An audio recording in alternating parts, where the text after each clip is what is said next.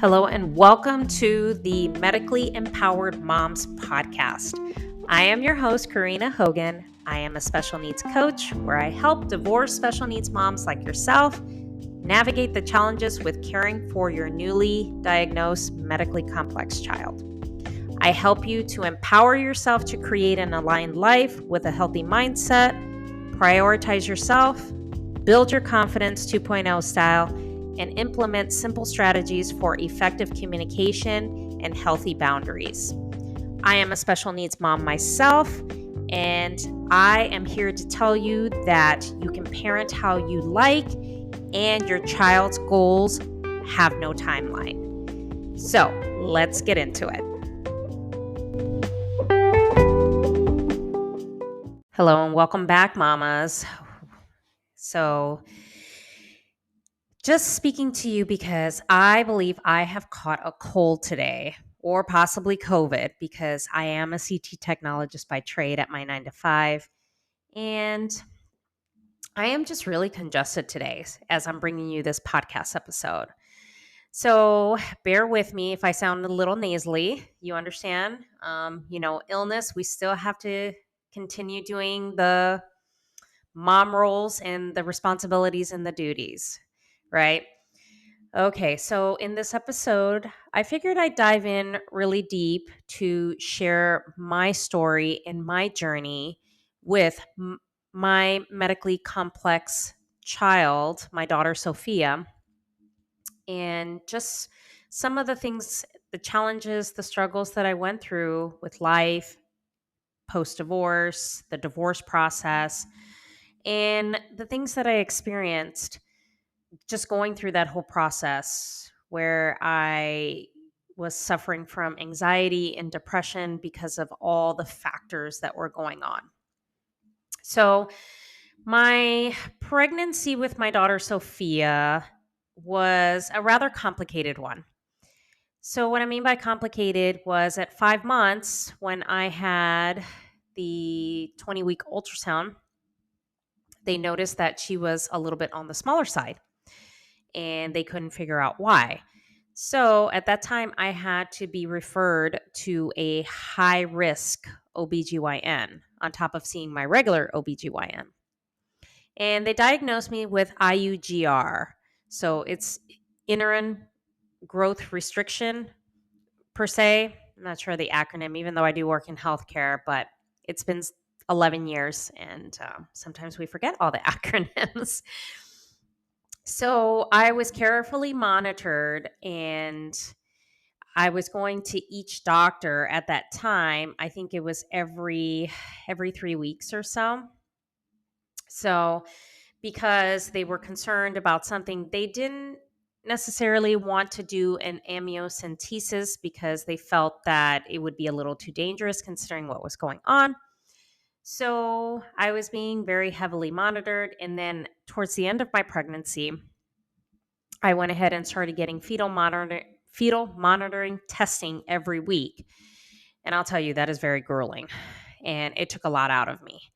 And I was swollen. I mean, I just was nauseated through the whole 9 months of that pregnancy. That child had me crazy. So, fast forward, she was born. I was medically induced. And they noticed that I did not dilate beyond 3 centimeters after 18 hours. So her heart rate started to drop. And my doctor said, we need to do an emergency C-section. Something is wrong. So we went ahead and went through that. When they delivered her, she didn't even cry. And then I thought something was really wrong. And all of a sudden, I hear this little squeal, and I knew it was her. And what they came to find out is the umbilical cord was very, very thin. And they just couldn't figure out why. And when she was born, they say, okay, well, she's 39 weeks, but she's really, really small. So that prompted the attending doctor to go ahead and screen her for all types of, abnormalities, anything that would be wrong, Down syndrome, you name it, she was tested for it. Well, when we got the results back, I think it was like 24, 48 hours later, they found out that she had a very rare genetic disorder. It was called chromosome 6 deletion, which is something that is very unheard of. And presently, there's about 800 to 900 cases in the whole entire world. Very, very rare.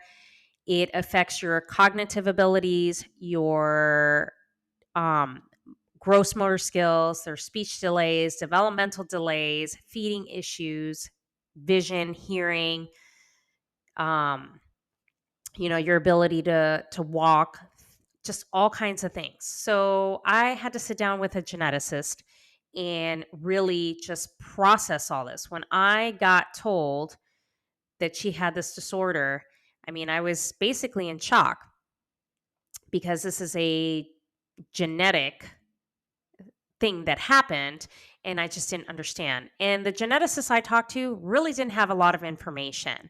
And honestly, it gave me no clarity to what life was going to be like for my daughter and how I was going to take care of her.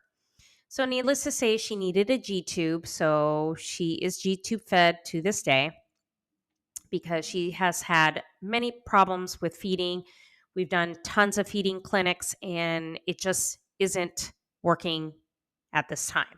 I would think in the future it probably will. We'll get there. So naturally, she spent 30 days in the hospital. And I think when I would take turns with my ex-husband, because we were married back then, that when I would left and he would take over at night, I would sit in that parking lot and I would just break down and cry because I had no idea what I was dealing with. And there were tons of nights that I spent Googling, researching, trying to figure out how I was going to help her, how I was going to get through life, and what all this really meant, knowing that now I have this medically complex child that has all these things. Mind you, she has heart defects too. And what her life is going to be like. So, naturally, in my Googling search, I found this very awesome community group on Facebook with moms and dads with children who have been diagnosed with that same genetic anomaly or disorder, whatever you like to call it. However, it is not like Down syndrome where it's the same chromosome all the time and it's pinpoint. A lot of these genetic anomalies, there could be mutations, there could be duplications. Most of, part of the chromosome can be missing, a ton can be missing. And the children of this amazing group, all of their different types of complications that comes with children with this same genetic anomaly are different. None of the children are ever the same. And that's what I came to find out with this group, because the lady that actually started this group, which she's amazing, she's no longer on Facebook because she has since let another mom run that community. But I still reach out to her from time to time. And hopefully she will listen to this podcast. That would mean the world to me. And she answered a lot of questions that I was just not getting answers to. So she's a mom of 3, had 2 older kids with her ex-husband. She is now remarried, and it was her last son. So she has a son and older daughter, then a younger son. The younger son was the one that got this genetic anomaly and this chromosome deletion. And she had no idea how this even happened because she had had two normal pregnancies before. And just being in this community of moms, it was really empowering to know that you were not alone, that we can share our story and to share some of the things that have helped our kids to see if it resonates with any of the other parents. And this group is amazing. And I still comment from time to time on Facebook, even though it's been a little while since I have. But, you know, strong support groups. And this is exactly what I'm doing with this podcast and the programs that I do have is that it's important for us as moms with medically complex children that we have a strong tribe support group because a lot of times we feel alone. We don't want to ask for help because either we've been shamed or told that we're just crazy and we need to suck it up, which I've been told that in the past. So, navigating through life, my daughter didn't walk until 2017. She was born in 2011, 2017, because I advocated for that IEP to make sure that they concentrate on her physical therapy, increase her minutes, because we felt that that was important. And lo and behold, she did it. She did. And there's other things that we're working on. She's a bright little kid and very, very smart and very sassy like her mom. But the point that I want to make in this podcast episode with my journey, I cried a lot. I blamed myself. I just was angry because I said, I did everything right. Why did this happen? I did everything right. Now, it's totally normal to feel angry, upset, hurt, just depressed. And it did send me into a depression because I didn't know how I was going to manage life and what life was going to be like for my child because of the part of being included, knowing that my child may not, I'm going to say may not, be able to, you know, be involved in sports because of her heart condition, be a part of, those extracurricular activities that other kids get into, which is like soccer and softball and volleyball. Like those are things that I had to accept that, she probably will not or cannot do something like that. And that is something that's really hard because even to this day, she's a bright kid. I enjoy just taking her to the park and just doing those things with my other daughter as well, because I have two. And it is just so enlightening because she has taught me patience. She has taught me to be more humble and just to view the world a little bit different. And those are things that I applaud my daughter for giving me that. Now, her dad and I are divorced. We've been divorced for 4 years. And I can tell you, he has had his own grieving process. And I felt like he brushed off a lot of things. And it's okay. And I know he's had his own grieving process on that. And it's something that he never really shared with me while we were married. But that's okay. It's not something that I'm going to hold against him because this journey of our daughter has been very tough, not only on me, but on him. And even though we may not have a friendship, we may not speak to each other collaboratively, we are civil and it's respectful, but it's more of a parallel parenting style, which are other reasons because of that, which I'm not going to get into this episode. But we all have our own different processes of grieving and then accepting what has happened. And even though there could have been a little bit more support, and I tried to do the best I could and tried to be present, the depression got the best of me. And there were a lot of times that I was not present. And it's hard for me to admit that. And because you're trying to deal with this and navigate and trying to see how you can make your child's life just a little bit better. There have been a lot of emotions, and I know sometimes my family members wish that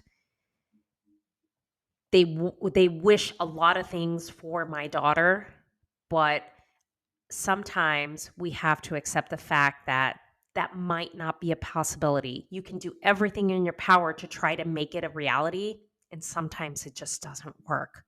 So we just have to accept what it is. And that has been one of the toughest lessons that I've had to learn as far as navigating this journey with special needs children. Honestly, I can tell you that it has been a rocky road throughout the years with my daughter, with illnesses and surgeries. Can't tell you. The first surgery that she had, she was 5 days old. They placed, a little peg tube in her stomach, and she had a G tube. And she's had multiple ear tubes. She has had cleft palate repair because it was open when she was born. She has had her G tube revised because the other one did get there was a lot of skin breakdown, so they had to close that opening and redo it and revise it, which her medical team is excellent.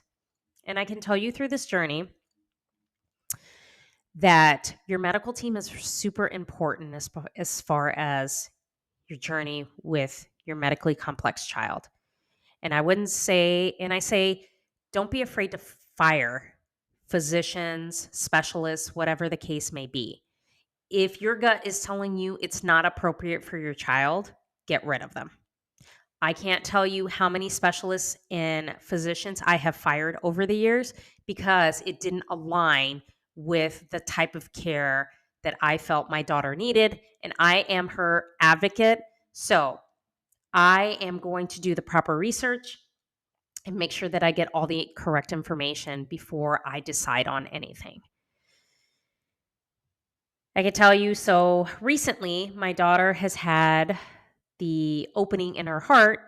It got closed last year, and she seems to be doing better physically, which her cardiologist is doing great. So with medically complex kids, we go through tons of surgeries, tons of therapies. I know exactly how you feel. My journey has not been easy. And this is only part 1 to my journey. I will be talking about part 2 as far as what is presently happening with my daughter and just some of the challenges that I've had up to this point. So I hope you enjoyed part 1 of my story and my journey with my daughter. I hope this really gives you some takeaway as far as how you feel about your journey and your experience in your story with your medically complex child. So thank you so much for listening, and I will go ahead and see you next week. Thank you for listening and joining me on this podcast. If you would like to share your story or have any questions, please reach out to me via email at thecoparentingmama.com. Head on over to Instagram, shoot me a DM at karina.hogan. Let's chat and get to know each other. My DMs are always open, and I'm here to listen and support you. Remember, mamas, thriving moms equals thriving kids. Healthy parenting starts with you. Thank you for listening.